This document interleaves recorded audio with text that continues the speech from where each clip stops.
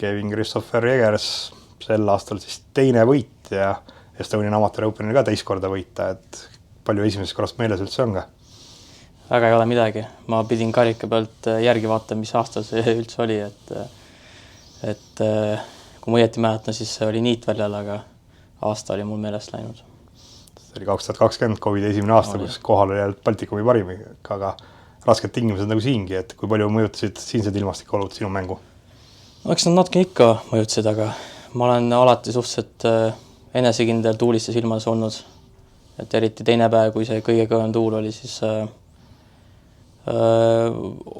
teadsin, kuhu lüüa ja teadsin, et olen suuteline neid lööke ka sooritama ja nii ka läks.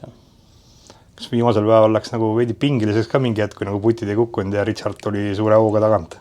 Kohati läks et see oli siis 14. rajal, kui Richard lõi siukse 6 meetrise pöödi sisse ja ma tegin seal 3 putti bogi, et siis korraks mõtlen küll, et jube napp on asi, et peab ikka mingi paar pöödit tegema lõpus ja ühe suutsin teha ka ja sellest piisas.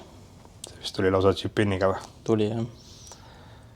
Lähiajal, mis on suuremad eesmärgid, 3 selleks suveks ja pikemas perspektiivis 3 suuremat?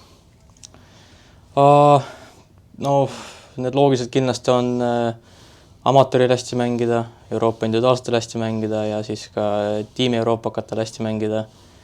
Ja tulevikuplaanis aasta lõpu poole ma plaanin mängida seda Euroopa tuuri kvalifikatsiooni, et tahaks loota, et seal läheb hästi ja saaks äkki mingi tuuri kategooria kätte, et siis saab prooks ära minna ja vaadata, kuidas sealt edasi läheb.